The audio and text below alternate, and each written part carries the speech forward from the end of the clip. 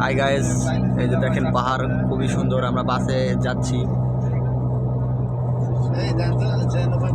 সম্পূর্ণ পাহাড়ের উপরেতে বাড়ি গাড়ি।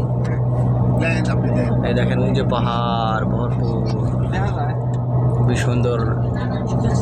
দেখেন পাহাড়ের উপরে বাড়ি বানায় রাখছে, ওই যে বাড়ি, এই যে হলো পুরো পাহাড়। এখানে কোনো ওটা সিস্টেম নাই, অন্য সাইড দিয়ে ওঠে এগুলা। আসলে দেখার মতো দৃশ্য ইটালিতে। সাসিরে কব ইটালি ভাষা শিখা নিয়ে যেতে না। এই পিছনে থাকো, পিছনে ক্যামেরা দিয়ে থাকো। এগুলো দেখছেন সম্পূর্ণ পাহাড়।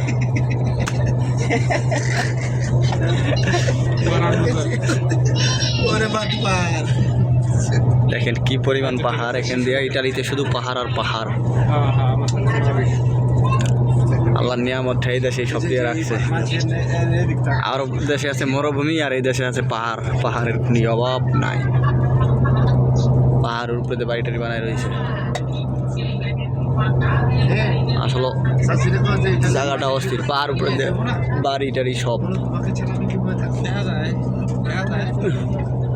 এটাও পাহাড়ে আর কি গাছ আছে, ওগুলো গাছের আসলে হাইওয়েগুলো তৈরি করছে কেমনে, পাহাড় কাইটে কাইটে পাহাড় সাইডে যাইতেছে। আসলে দেখার মতো একটা অস্থির জায়গা।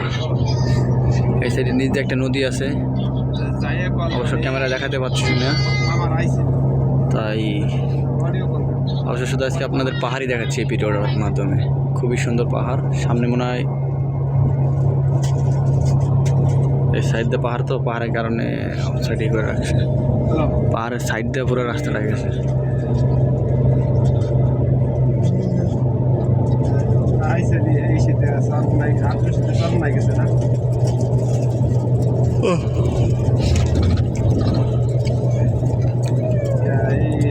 বাংলাদেশের জনসংখ্যা বেশি, কৃষিখাত মানে প্রচুর পরিমাণে। এই দেশে জনসংখ্যা কম, পাহাড় অঞ্চল বেশি, কিন্তু কৃষিখাত অভাব নাই অন্য ডিস্ট্রিক্টটায়। এই জায়গায় অবশ্য কৃষিকাজ নাই। এই সাইডটা আপনার সম্পূর্ণ পাহাড় অঞ্চল।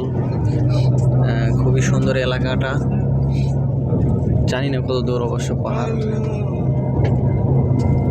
আল্লাহ ভরসা। কিন্তু আল্লাহর ওসিলায় অনেকেই বাংলাদেশ থেকে আসার পরে অনেক কিছুই দেখতে পারছি। ধরেন সার্বিয়া থেকে বসনিয়া থেকে ক্রোয়েশিয়ার থেকে স্লোভানিয়া, এইভাবে ইটালি ঢুকছি। ফার্স্টে আইসি আপনার